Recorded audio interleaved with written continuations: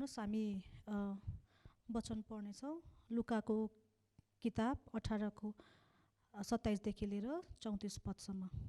उहाँले भन्नुभयो, मानिसहरूका लागि जे असम्भव छ त्यो परमेश्वरको लागि सम्भव छ। तब पत्रुसले भने, हेर्नुहोस्, आफ्नो घरद्वार छोडेर हामी तपाईको पछि लागेका छौँ।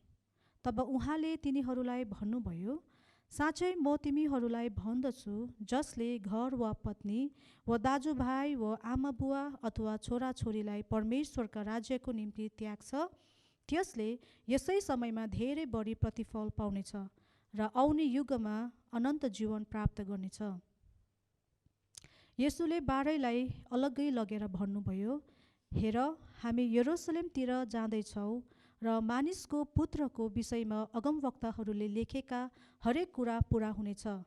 किनभने ऊ अन्य जातिहरूका हातमा सुम्पिनेछ र तिनीहरूले उसको गिल्ला गर्नेछन् र उसँग दुर्व्यवहार गर्नेछन् र उसलाई थुक्नेछन्। तिनीहरूले उसलाई कोरा लाउनेछन् र मार्नेछन्, अनि तेस्रो दिनमा ऊ फेरि मृत्युबाट जीवित भई उठ्नेछ। तर चेलाहरूले यी कुराहरू एउटै पनि बुझेनन्। तिनीहरूका निम्ति यो कुरा गुप्तमा राखियो अनि भनिएको यो कुरा तिनीहरूको समझले भ्याएनन्। परमेश्वरको वचन। परमेश्वरलाई धन्यवाद भएको होस्। प्रभु येशू ख्रीष्टको नाममा तपाईँ सबैजना जय मसीह छ। जय मसीह। हामी वचनको भागमा आएका छौँ अनि हामीले वर्शिप गरेका छौँ। हामी चर्च सङ्गतिमा छौँ। धेरै कुराहरूले हाम्रो दिमाग ओगटेको छ है। अनि म सधैँ भन्ने कुरा फेरि दोहोऱ्याउन चाहन्छु, आराधना वर्शिपमा जानु भनेको चाहिँ सबैभन्दा महत्त्वपूर्ण कुरा तपाईँको तयारीपन हो है।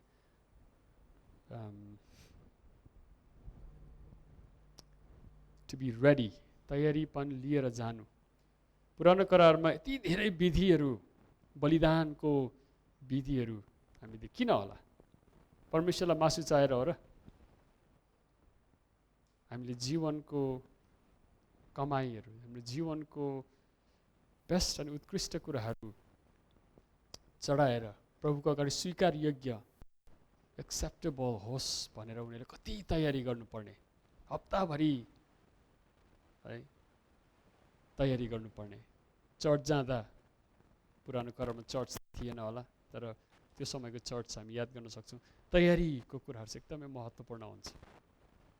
वचनको श्रृङ्खला हामीले नयाँ आजदेखि सुरु गर्दैछौँ। गएको 2 हप्ता अगाडि हामीले एश वेडनेसडे यीशु ख्रीष्टको दुःख भोगको सिजन, ऋतुमा हामीहरू छौँ। लेन्ट भनिन्छ यसलाई। लेन्ट सिजन भनेको चाहिँ अहिले यसको विषयमा अलिकति अझै सुन्नेछौँ। यीशु ख्रीष्टको मृत्यु पुनरुत्थानभन्दा 40 दिन अगाडि यो 40 दिनको यात्रालाई चाहिँ लेन्ट सिजन भनिन्छ। 40 दिनको यात्रा, यीशु ख्रीष्टको मृत्यु र पुनरुत्थानभन्दा 40 दिन। त्यस आइतबार गनिँदैन रहेछ, अथवा साबत डे चाहिँ नगनिकन 6 हप्ता है, 6 दिन घटाएर चाहिँ हामी 40 दिनको आई थिङ्क द्याट्स राइट यात्रामा छौँ। अनि यीशु ख्रीष्टसँग 40 दिनको हिँड्नु भनेको चाहिँ मण्डलीको जीवनको लागि अति आवश्यक कुरो रहेछ है। आजको वचनबाट धेरै कुराहरू हामीले अहिले एकछिनमा हेर्नेछौँ। अनि मण्डलीले चर्चको जीवन कस्तो हुनुपर्ने हो, मण्डलीको जीवन कुन गतिमा, कुन रफ्तारमा मण्डलीको जीवनलाई मिलाउनु पर्ने हो भनेर धेरै सोच विचार गर्दा है यीशु ख्रीष्टको जीवनलाई हेरेर, उहाँको जीवन शैली, उहाँको जीवनको रिदम, उहाँको जीवनको पेस, गति, उहाँको जीवनको शैलीहरूलाई हेरेर मण्डलीको जीवनलाई बनाउने प्रयास गरे। अनि त्यसमा चाहिँ हामी नेपाली मण्डलीहरूले अलिकति नबुझेको कुराहरू यहाँ म बताउँदैछु है, किनभने तपाईँ अरू चर्चहरूबाट आउनु भएको छ भने यो कुरा नेपाली मण्डलीहरूमा देखिँदैन, बुझेको अवस्था छैन। अलि सिधा भने मैले, किनभने दुःख कष्ट बिलाप भन्ने कुरा नेपाली मण्डलीले गर्न जानिसकेको अवस्था छैन। तर येशूको जीवनलाई हेर्दाखेरि यति धेरैचोटि उहाँले सम्बोधन गर्नुभएको छ दुःख अनि कष्ट। उहाँको जीवन सरोकार लिने व्यक्तिहरू धेरै चाहिँ दुखी थिए, अशक्त, अपाङ्ग है, रोग बिमारले ग्रस्त, थिचोमिचोमा परेको, समाजले कुनजरले हेर्ने, चाहे त्यो व्यभिचार गर्ने व्यक्ति होस्, चाहे त्यो है एकदम शरीर सुकेको मानिसहरू हुन्, चाहे भिख माग्नेहरू होस्, यी मानिसहरूसँग येशूले सरोकार राख्नु, अझै भन्नुपर्दा प्राथमिक तौरले उनीहरूसँग सरोकार राख्नुभयो। येशूको जीवनलाई हेर्दा दुःख अनि कष्ट भन्ने कुरो उहाँको जीवनसँग सधैँ सरोकार रहेको हामी देख्छौँ। तर नेपाली मण्डलीमा चाहिँ कम देखिन्छ अथवा देखिँदैन। बिलापको गीत गाउँदाखेरि यस्तो गीत पनि गाउने हो त है, खुसी खुसी मनाऊ हामी सिक्छौँ है, अनि जोसले गाउन, अगाडि उभिने मान्छेले चाहिँ सबैले जगाउन, खुसी बनाउन, उखान टुक्काले भरेर चाहिँ गलल हाँस्न सक्ने व्यक्ति चाहिँ सिपालु अनि वरिष्ठ। तर दुःख अनि कष्टको बेहोरा हामीले येशू ख्रीष्टको जीवनलाई हेर्दाखेरि, अनि यो चाहिँ एउटा यात्रा रहेछ है। सिरिजको टाइटलमा ख्रीष्टसँग कष्टको यात्रा, जर्नी। यो यात्रा चाहिँ हिँडेर मात्रै सिकिन्छ प्रिय। मनमा दिमागमा चिताएर ओहो सगरमाथा पुग्न पाए कस्तो हुन्थ्यो है भनेर पुगेर आएको अनुभव छैन नि त हैन। तर त्यहाँ गएर है, अब यहीँदेखि हिँड्नुभयो भने जिरी कटेर अब यता चाहिँ सोलुखुम्बु गएर उकालो चढेर लुक्ला पुगेर अनि है दिन बिराउँदै चढ्नुपर्छ, किन हावा सास अक्सिजन सास फेर्न सक्दैन है, पातलो हुन्छ अरे अक्सिजन। अनि नाम्चे पुगेपछि त 2 दिन बास बस्नुपर्छ ताकि यो फोक्सोले थोरै अक्सिजनमा सास फेर्न सिकोस्। अनि त्यहाँबाट है अरू के स्टेसनहरू छ, म त गएको छु, नाम चाहिँ बिर्सिएँ अहिले है। दिङबोचे पुग्दाखेरि अर्को 2 दिन बास बस्नुपर्छ। त्यसको उचाइ बढ्दै जाँदाखेरि अनि त्यो यात्रा गरेको मान्छेले मात्रै थाहा हुन्छ यो यात्रामा कस्तो प्रकारको लाइफ जीवन हुनुपर्ने हो, कस्तो प्रकारको खानेकुरा खानुपर्ने। लसुन अलि धेरै खानुपर्छ अरे, किनभने शरीरले त्यो अक्सिजन एब्जोर्ब गर्न सहायता पुर्याउने तत्त्वहरू अलि धेरै लिनुपर्छ है। अनि कार्बोहाइड्रेटहरू धेरै लिनुपर्छ हैन, किनभने त्यसले चाहिँ हामीलाई हिँड्न ताकत दिन्छ भन्ने कुराहरू उसले त्यो यात्रा गरेपछि थाहा गरेको हुन्छ। अनि यो खाँचो पनि मैले हेर्दै किन चाहिँ यो वचन आज हामीले सुन्नुपर्ने आवश्यकता छ त भन्दा, किन हामी नेपाली मण्डलीहरू, अघि पनि मैले भने हामी नेपाली भएको कारणले होला, हामीले आफ्नो जीवनको लागि एउटा यस्तो यहाँ मैले लेखेको चाहिँ framed vision of the good life, असल जीवनको सपनाहरू हामीले फ्रेममा हालेका छौँ। अब यो तपाईँले फोटोको फ्रेम मात्र होइन, अचेलभरि चाहिँ हामी यो कम्प्युटरको फ्रेममा अथवा युट्युबको फ्रेममा, फेसबुकको फ्रेममा है हामीले असल जीवनको सपनाहरू सजाइराखेका छौँ। अनि त्यो असल जीवनको सपनाहरू हाम्रो चर्चमा धेरै चर्चा हुन्छ यस विषयमा, तपाईँले सुन्दै आउनु भएको छ, सबै कुरा भन्न आवश्यक छैन होला हैन। अनि हामी फलानुको जीवन हेर्छौँ, फलानु आफ्नो जीवनको आइडल मोडलहरू छ, अनि उनीहरूको जीवन हुनुपर्ने त यस्तो पो त, छिमेकीको के छ भन्ने कुरो हामी विचार गर्छौँ, उसको जीवन को राम्रो असल कुराहरू मात्र हामी देख्छौँ। अनि त्यो राखेर चाहिँ हाम्रो सपनाको फ्रेमहरूमा चाहे त्यो भिडियोमा देखेको कुराहरू होस् है, हिन्दी फिल्मको हिरो हिरोइनहरूले जिएको जीवनहरू होस्, हुनुपर्ने त यस्तो पो हो त। अनि हाम्रो जीवनको सपनाहरू त्यो फ्रेममा सजाइराखेका छौँ। फलानुको जीवन, छिमेकीसँग के छ, ऊ कहाँ पुगेको छ, उसले के गर्दैछ, उसले कति कमाएको छ, उसँग कस्तो गुडिया खजानाहरू, खेलौनाहरू, टोइजहरू छ, घर जग्गा सम्पत्ति सरसामान, लाइफस्टाइल, लगाउने लुगा, चिताउने कुराहरू, चिताएका इच्छाका कुराहरू, अनि ती सबै चाहना गर्दै गर्दै गर्दै आफ्नो जीवन चाहिँ असन्तुष्ट छ। किनभने मसँग त छैन त्यो कुराहरू, अरूसँग छ, उसँग फलानु सबैको छ, मसँग छैन। अनि यो चित्त नबुझेको जीवन, अधुरो सपनाहरू बोकेर हामी जिउँदछौँ प्रियहरू। तर आज यो असल अनि उचित कुरा छ, दिस इज अप्रोप्रिएट कि हामी चर्चमा छौँ है। अनि सधैँ मानिसहरूलाई भेट्दाखेरि पास्टरले भन्नै पर्छ, उसले भन्यो भन्नुहुन्छ होला होइन। म सधैँ भन्ने गर्छु, तपाईँ चर्च जान नछोड्नुहोस् है। मेरो चर्च आउनुहोस् भन्दिनँ, तपाईँ चर्च जान नछोड्नुहोस्। किन जब हामी चर्चमा आउँछौँ हाम्रो जीवनले अर्को नयाँ अलिक फरक सपनाहरू कोर्नु थाल्नु पर्ने हो।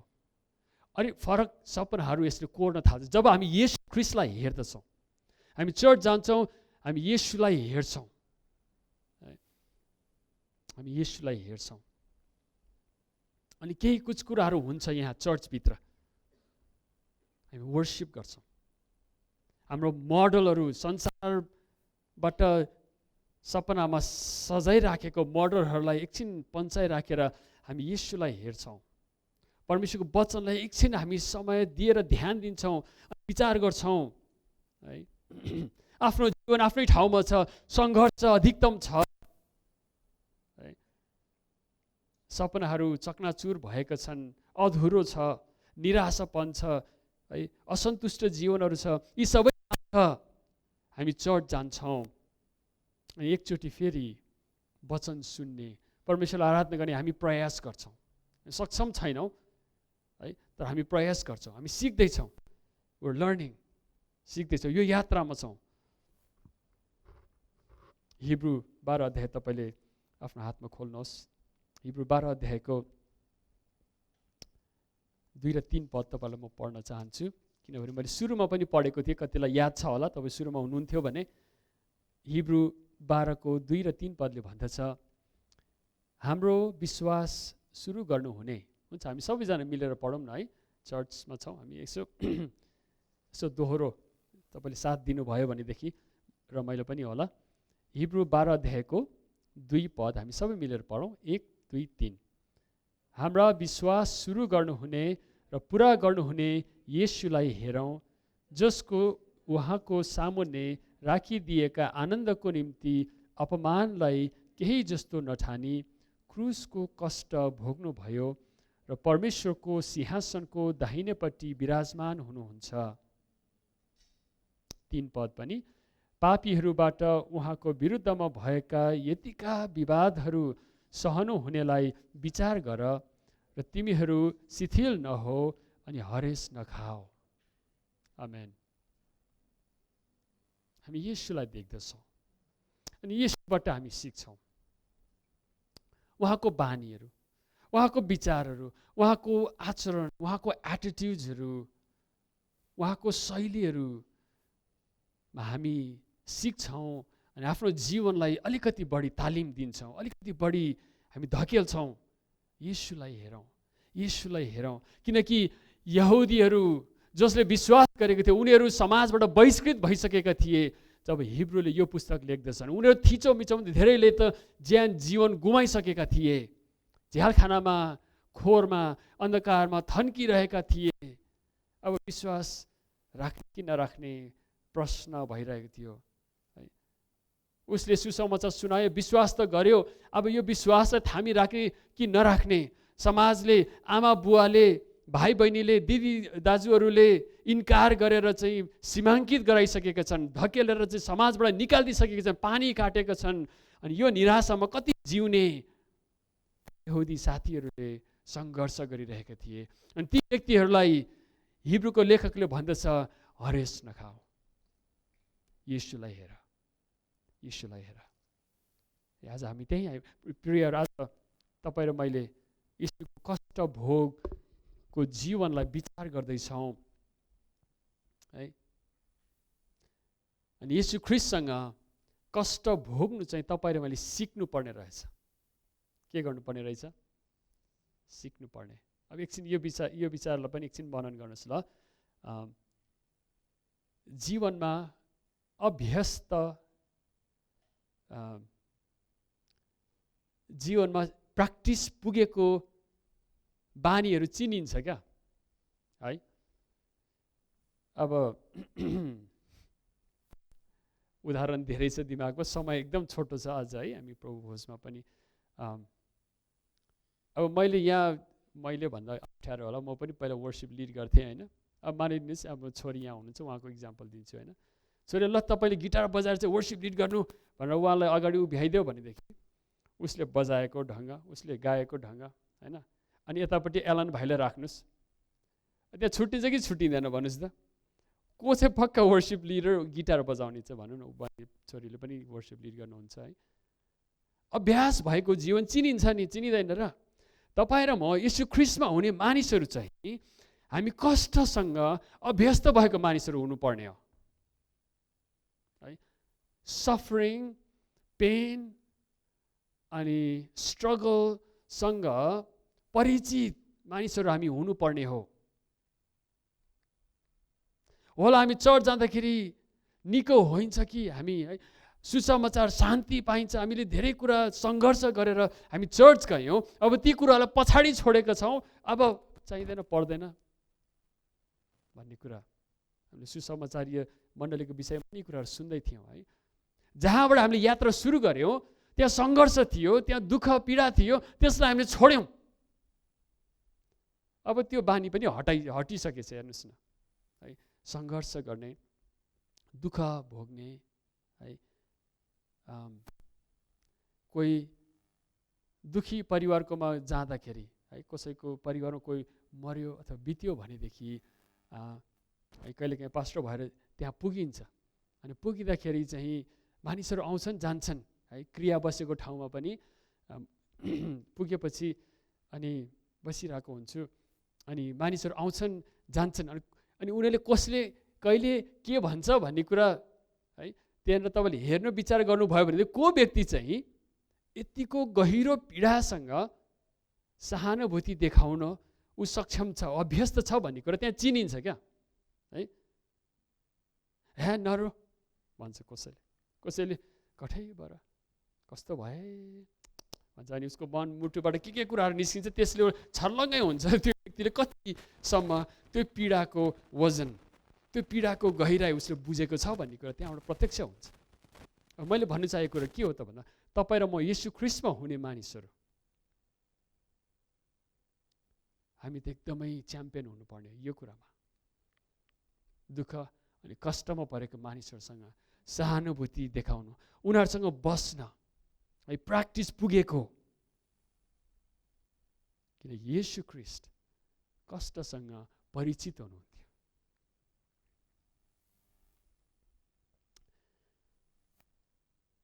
हेरोद राजाको महल उहाँलाई नसुहाएको होइन, उहाँलाई अप्ठ्यारो लाग्यो त्यहाँ चाहिँ बानी थिएन क्या। पिलातसको अगाडि उभिएर के भन्ने, कसरी भन्ने, है सभाघरमा त अलिअलि बानी थियो होला, तर उहाँलाई गरिबहरूकोमा लानुहोस् है, विधवाहरूकोमा लानुहोस्, रोगी अपाङ्गहरूकोमा लानुहोस्, येशूलाई एक्ज्याक्टली थाहा थियो उहाँलाई के गर्ने, कसरी गर्ने, कति गर्ने, कस्तो व्यवहार गर्ने। भिख माग्नेहरूसँग, आँखा नदेख्नेहरूसँग येशूलाई उहाँ अभ्यस्त हुनु, कष्टसँग परिचित हुनुहुन्थ्यो। तपाईँ र म कहाँ छौँ यो कुराहरूमा है? हामी कतिजना छ, हामी डिकनहरू यो जिम्मेवारी, यो काममा चाहिँ हामी एकदम पोख्त हुनुपर्ने। अनि ती कुरालाई हेरेर पनि उहाँहरू डिकन हुनुभएको छ चर्चको होइन, हामी उहाँहरूको उदाहरण हेर्न अनि बताउन सक्छौँ।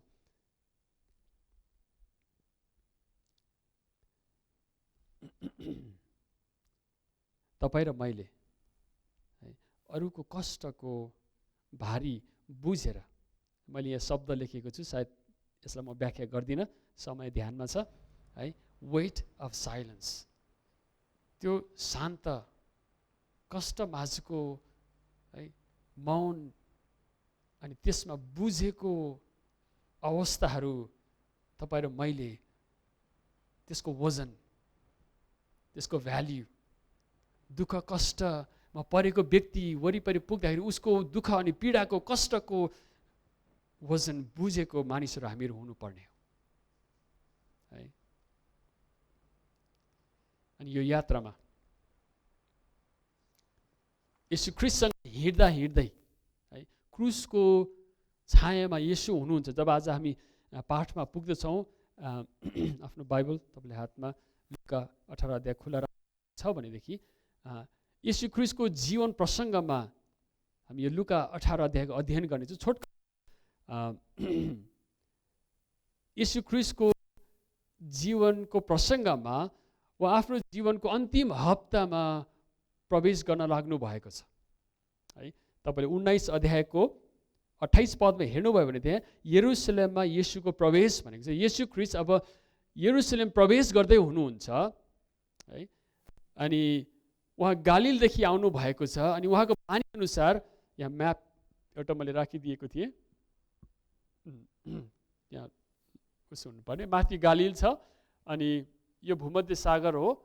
अनि त्यसको नजिक हामी यो सानो समुद्र र यो डेड सी भन्छ यसलाई। अनि त्यहाँ यरुसलेम छ अनि यरिहो छ।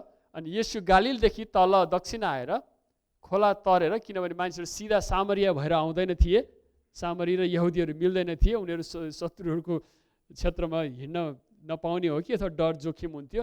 अनि खोला पारी तरेर है, अनि यर्दन नदीको पारी पूर्वपट्टिबाट दक्षिण आएर अनि यरिहो प्रवेश गर्दै हुनुहुन्छ। यरिहोबाट उहाँ यरुसलेम प्रवेश गर्दै हुनुहुन्छ। त्यहाँ 28 पदमा चाहिँ हामीले त्यो कुरा देख्दछौँ।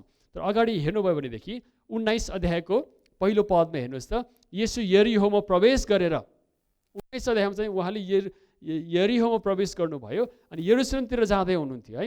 त्यसको अगाडि हामी आजको पाठमा देख्छौँ है, 18 अध्यायमा चाहिँ यरुसलेम यरिहो प्रवेश गर्नुभन्दा अगाडि उहाँको जीवन घटनाहरू चाहिँ अब स्लो मोसनमा सुरु भएको छ। किनभने लेखकहरूले येशूको जीवनलाई तपाईँले भिडियो क्यामेराले हेर्नुभयो भनेदेखि सबै उत्पत्ति होइन, मत्ती, मर्कुस, लुक्का, यूहन्नालाई तपाईँले अध्ययन गर्नुभयो भनेदेखि है, त्यो लेखकहरूले येशूको जीवनलाई फलो गरेका छन्। अनि लास्ट विक चाहिँ स्लो मोसनमा छ। त्यहाँको हरेक कुराहरू चाहिँ उनीहरूले गिन्ती गरेर राखेका छन्, डिटेलहरू लेखेका छन्। अनि चारैजनाले चाहिँ येशूको गन्तव्य चाहिँ क्रुस हो, येशू जानुपर्ने है चाहिँ क्रुस हो भनेर उनीहरूले चिताएका छन्। उनीहरूको त्यो भिडियो क्यामेराको एउटा गन्तव्य चाहिँ क्रुस, यरुसलेममा क्रुसमा टाँगेर उहाँलाई मार्नेछन् भन्ने कुरोलाई चाहिँ उनीहरूले स्लो मोसनमा राखेका छन्। अनि त्यो कुराहरू हुँदाखेरि हामी 18 अध्यायमा देख्दछौँ। विशेष गरी 18 अध्यायको 18 पददेखि तपाईँले हेर्नुभयो भनेदेखि त्यहाँ एउटा धनी शासक भनी शीर्षक लेखिएको छ है। येशूसँग आएर त्यो धनी शासकले, ऊ धनी पनि छ, ऊ शासक पनि हो। अब उसको जीवनलाई एकछिन विचार गर्नुहोस्। ऊ यहुदी हो, किनभने उसले भने व्यवस्था त मैले बाल्यकालदेखि नै पुरा गर्दै पालन गर्दै आएको छु। अनि येशू ख्रीष्ट कहाँ आएर उसले भन्दछ अनन्त जीवन पाउन मैले के गर्नुपर्छ गुरु? अनि तिमीलाई थाहा छ, व्यवस्था पालन गर है। अनि 10 वटा आज्ञामा 5 वटा आज्ञा चाहिँ येशूले भन्नुभयो। अनि उसले भन्यो मैले त्यो बाल्यकालदेखि नै पालन गर्दै आएको छु है। अनि 22 पदमा येशूले तिनलाई भन्नुभयो तिमीलाई अझ एक कुराको अभाव छ, तिमीसँग भएको जे जति छन् ती सबै बेचेर गरिबहरूलाई बाँडिदेऊ र तिमीलाई स्वर्गमा धन हुनेछ, अनि आऊ र मेरो पछि लाग। येशूले त्यो धनी शासक, उसको जीवन जहाँ जन्मियो, जुन कुराहरूमा सङ्घर्ष गर्यो, जुन समाजमा थियो है, त्यहाँ उसले ज्ञान हासिल गर्यो। किनभने शासक हुनु भनेको चाहिँ यहुदीहरूको सिस्टम प्रणालीबाट, उनीहरूको प्रशासनिक सिस्टमबाट ऊ उक्लेर आएको हुनुपर्छ है। अनि सभाघरको सदस्य हुनुपर्छ, त्यो भनेको पार्लियामेन्टको होइन, सभासद हुनुपर्छ।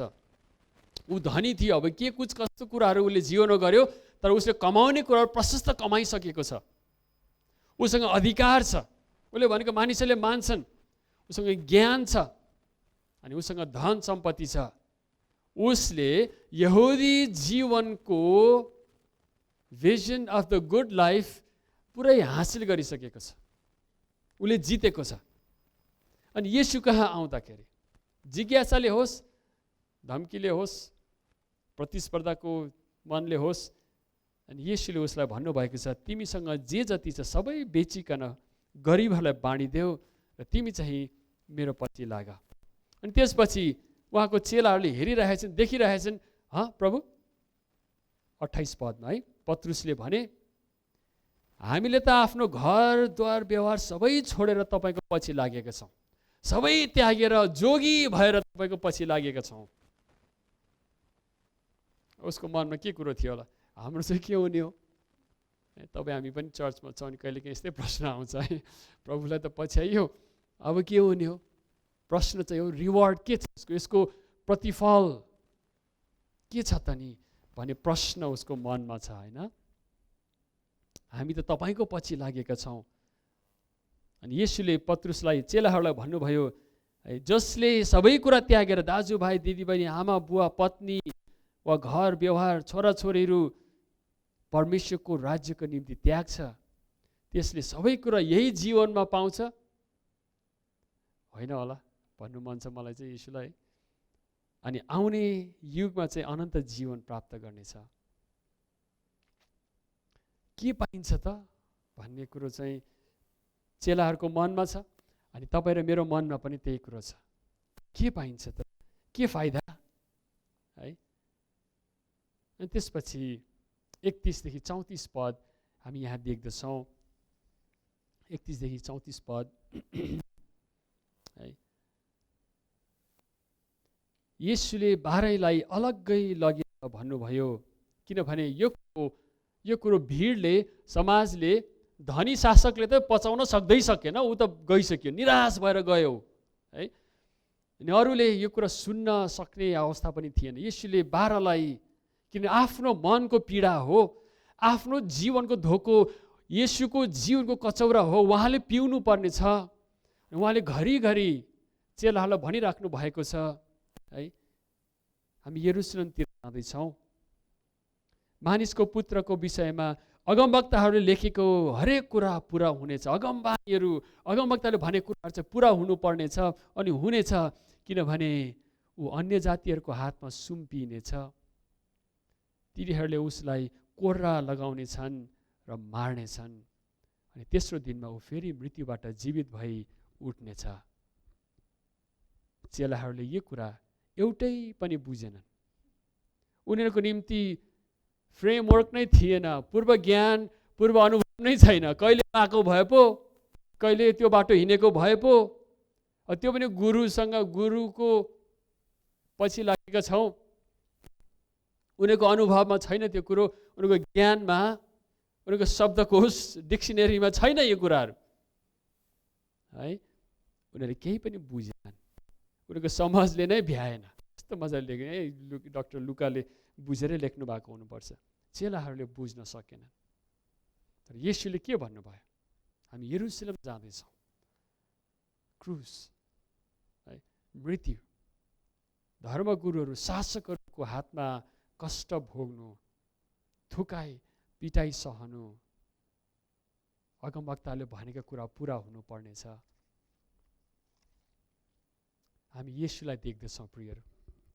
एन्टी राइट भन्ने व्यक्तिले सानो पुस्तिका लेख्नु भएको छ, फलोइङ जिजस, येशूलाई पछ्याउने भन्ने कुरा चाहिँ डिसाइपलसिप, रिफ्लेक्सन, बिब्लिकल रिफ्लेक्सन अन डिसाइपलसिप, चेलापनको विषयमा भन्नु हुँदाखेरि उहाँको पहिलो च्याप्टरको पहिलो शीर्षक छ द फाइनल स्याक्रिफाइस, त्यो अन्तिम बलिदान भन्ने उहाँको पहिलो च्याप्टर है। पुस्तिका सानो छ, त्यसको पहिलो च्याप्टरको पहिलो टाइटल छ फाइनल स्याक्रिफाइस। अनि हिब्रूको पुस्तकलाई लिएर उहाँले भन्नुहुन्छ कि कसरी हिब्रूको पुस्तकले येशूलाई प्रस्तुत व्याख्या गरिदिएको छ। उहाँ चाहिँ कष्टसँग परिचित हुनुहुन्थ्यो है, अनि बलिदानद्वारा उहाँ सक्षम प्रस्तुत हुनुभयो। प्रधान पुजारी परमेश्वरले पठाउनु भएको थियो है, थुमाको बलि चढाएर मन्दिरभित्र प्रवेश गर्ने प्रधान पुजारी होइन, तर आफ्नै रगत बलि दिएर परमेश्वरको अगाडि सक्षम प्रस्तुत हुनुभएको परमेश्वरको थुमा येशू हुनुहुन्छ। उहाँ आफू बलिदान हुनुभयो है। हिब्रू 4:15 भन्दछ, because he himself was tested, that he by what he suffered and is able to help others। है, उहाँ आफै जाँचिनु भयो है, जाँचमा परीक्षामा पर्नु भयो, दुःख भोग्नु भयो, मर्नु भयो अनि जीवित हुनु भयो, ताकि उहाँले कष्टमा पर्नेहरूसँग सहानुभूति देखाउन सकुन्। येशू ख्रीष्टको सेवकाई प्रियहरू, तपाईँ र म येशू ख्रीष्टलाई पछ्याउन आएका छौँ।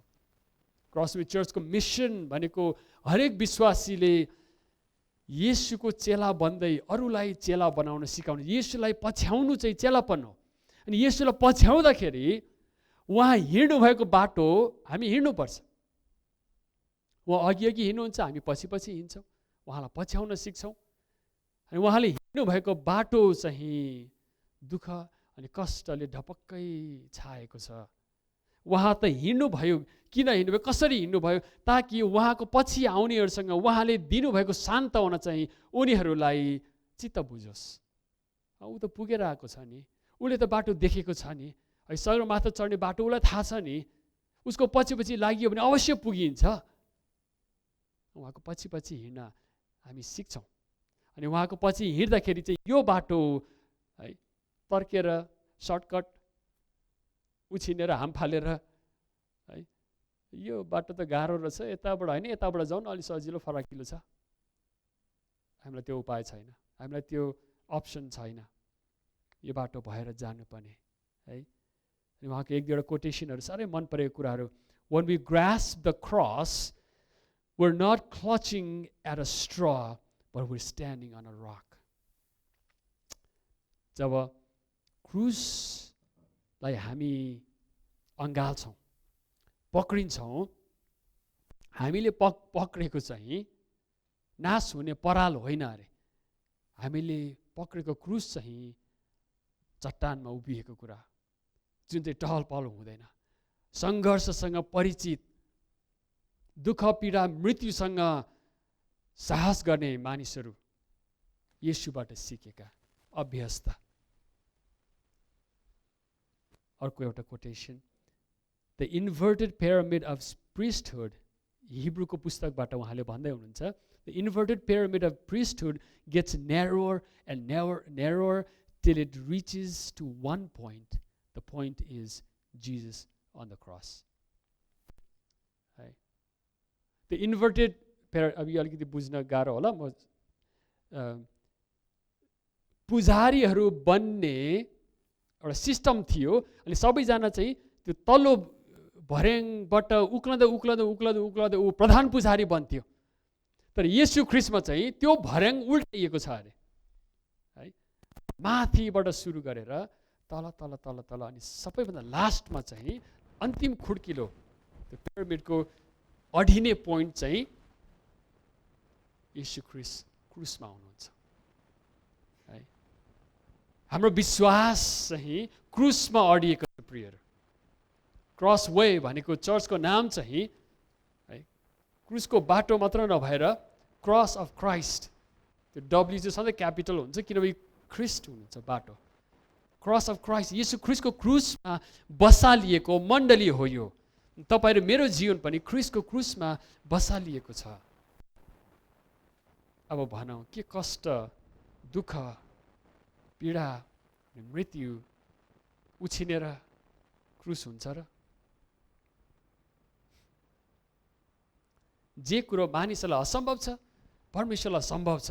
अब यो 27 पद मैले फेरि विचार गर्दै थिएँ लास्टमा पनि है। अनि के कुरा सब परमेश्वरलाई सबै कुरा सम्भव थियो, किन चाहिँ उहाँले आफ्नो सबै सम्भावनाहरूलाई लिएर ठुलो बडेमानको सेनाहरू तयारी गरेर, आणविक हतियारहरू तयार गरेर, शक्ति प्रदर्शन गरेर उहाँले संसारमा उद्धार ल्याउनु भएन होला? एकछिन विचार गर्नुहोस् न है। सबै कुरा सम्भव छ परमेश्वरलाई।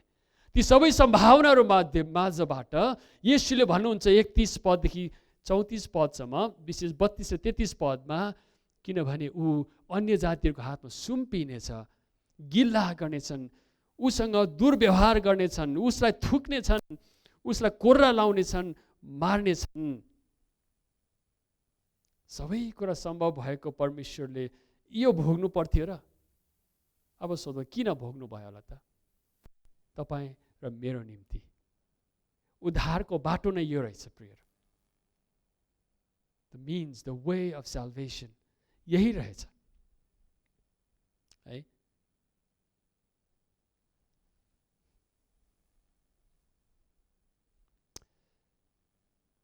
एम्परर कन्स्टेन्टिन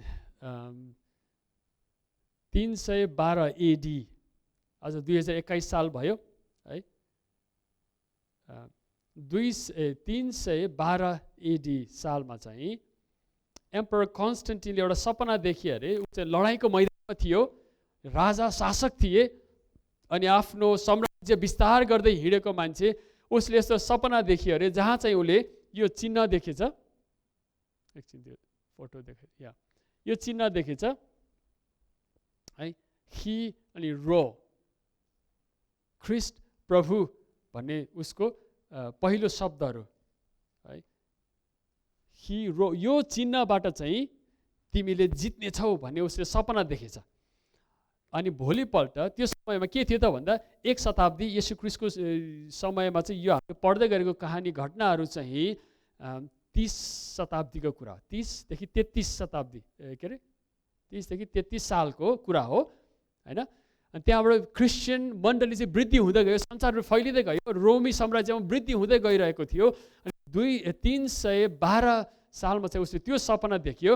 अनि उसले के गर्यो त, भोलिको दिन उसले त्यो चिन्हलाई लिएर आफ्नो सेनाहरूको लडाइँ गर्न गएको सबै सेनाहरूको छातीमा अनि हेलमेटमा चाहिँ त्यो छाप लगाइदियो अरे। यो चिन्हले तिमीले जित्नेछौ, उसको सपनाको बोल है। अब सम्राटको सपना। अनि भोलिको दिन चाहिँ रोमी साम्राज्य पुरै क्रिस्चियन बनाइदियो अरे उसले। पुरै साम्राज्य क्रिस्चियन हुँदाखेरि चर्चलाई आपत्ति भयो।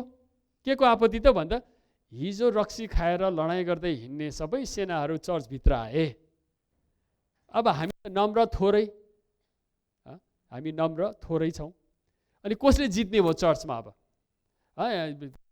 बढेमानको होइन शक्तिशाली मोटा मोटा अलि बोल्ने हाँक्ने है सक्नेहरू चाहिँ धेरै हुन थाले चर्च। अन्त के भयो त, रोमी साम्राज्य के अरे सम्राटले एकै दिनमा बप्तिस्मा गरिदियो अरे। अब बप्तिस्मा भनिन्छ होइन, तर उसले अनि मण्डलीले के गर्न थालेछ त भन्दा, बप्तिस्मा लिन आएका छन्, बप्तिस्मा लिनुभन्दा अगाडि उनीहरूलाई केही कुराहरू चर्चको बारेमा सिकाउनु पर्नेछ। त्यो समयदेखि है 313 सालदेखि चाहिँ जब एम्परर कन्स्टेन्टिन सम्राट थिए है, उसको साम्राज्यमा पहिलोपटक क्रिस्चियन रिलिजन, क्रिस्टीय धर्म चाहिँ लिजिटिमेट वैधानिकता उसले पायो। क्रिस्चियन धर्मले प्रथम पटक वैधानिकता पायो। अनि मण्डलीले यस्तो कुराहरू खेप्नु पर्यो। तब मण्डलीले के गरेछ त भन्दा, उनीहरूले 40 दिनको बप्तिस्माको क्लास सुरु गरेछ। 40 दिनको है, फेब्रुअरीदेखि अप्रिलसम्म 40 दिनको बप्तिस्मा क्लास सुरु गरेछ। अनि उनीहरूले त्यो क्लास सँगसँगै येशू ख्रिस्टको कष्ट, दुःख, क्रुसको कुराहरूलाई उनीहरूले मजाले सिकाइदिएछ। 40 दिनसम्म उपवास बस्दै अनि पश्चाताप गर्दै येशू ख्रिस्टको जीवनलाई निहालेर हेर्दै येशू ख्रिस्टसँग मर्नको निम्ति उनीहरूले तयार पारेछ। त्यसलाई चाहिँ क्याटेकिजम भनिन्छ। क्याटेकिजम भनेको चाहिँ बप्तिस्मा लिनुभन्दा अगाडि आधारभूत क्रिस्चियन शिक्षाहरू उनीहरूले प्राप्त गर्न थाले। अनि मण्डलीले यो प्रथा सुरु गरेको रहेछ आजभन्दा 1700 वर्ष अगाडि। हिजो अस्ति मात्र पास्टर अर्बिनले बनाएको विधिहरू होइन। यो 40 दिनको यात्रा ख्रिस्टसँग सङ्घर्षमा नारिनु, उहाँसँग एउटै हलोमा जोतिनु, उहाँसँग साथसाथमा हिँड्नु। यस कारणले यो यात्रामा क्रुस बोकेर तपाईँ र मैले गर्नुपर्ने के हो त? ख्रिस्टसँग कष्टको यात्रामा हिँड्दा हामीले गर्नुपर्ने पहिलो कुरो चाहिँ छ येशू ख्रिस्टसँग नजिकतामा हिँडौँ। उहाँसँग नहिँड्दाको सपनाहरू, फ्रेम गरेको vision of the good life हामीसँग छँदैछ। तर अब येशू ख्रिस्टसँग हिँड्दा, बसेर वचन घोरिएर अध्ययन गर्दा, पढ्दा, बुझ्नु प्रयास गर्दा, चर्च जाँदा, या सङ्गतमा सुनेको बुझेको कुराहरू विचार गर्दा, येशू ख्रिस्टसँग प्रार्थनामा मौनतामा घोरिएर है बसिरहँदा, पर्खिरहँदा, साइलेन्स एन्ड सलिट्युड अभ्यास गर्दा हामीले येशू ख्रिस्टको सङ्गत गर्न सिक्दा रहेछौँ। प्रियहरू, येशू ख्रिस्टसँग सङ्गत गर्न सिक्दा रहेछौँ। अनि दोस्रो चाहिँ प्रभु भोजको प्रत्यक्ष आवाज, प्रभु भोजको प्रत्यक्ष बोलावट चाहिँ के हो त? ख्रिस्टसँग पूर्ण रूपले भाग लिनु। ख्रिस्टसँग पूर्ण रूपले, आधा कल्चो होइन। आधा कल्चो चाहिँ के हुन्थ्यो त्यो भन्दा हामी आशिष चाहन्थ्यौँ, हामी निको होस् भन्ने चाहन्थ्यौँ, हामी चाहिँ सजिलो होस् भन्ने चाहन्थ्यौँ, आधा कल्चो। तर पूर्ण रूपले येशूलाई पछ्याउँदा चाहिँ के हुँदो रहेछ? उहाँको कष्ट दुःखसँग उहाँ सँगसँगै साथसाथ हिँडेर है। अनि प्रभु भोजको बोलावट चाहिँ, किनभने प्रभु भोज येशूले त्यो समयमा दिनुभयो। भोलि क्रुसमा चढ्नको निम्ति आफू तयार हुँदै हुँदै मृत्युको लागि आफूलाई तयारी गर्दै गर्दा उहाँले त्यो रोटी भाँचेर चेलाहरूलाई दिनुभयो र भन्नुभयो, यो मेरो शरीर हो, यो मेरो शरीर हो, तिमीहरू ल्याऊ खाऊ विश्वास गर, मेरो शरीर तिमीहरूको लागि तोडिएको छ, मेरो शरीर तिमीहरूको लागि तोडिएको छ। यो उहाँको सङ्घर्ष, उहाँको मृत्युमा एक हुनु प्रभुको रोटी र रसबाट खानु हो है। अनि यो सेवा येशूबाट तपाईँ र मैले पाएका छौँ।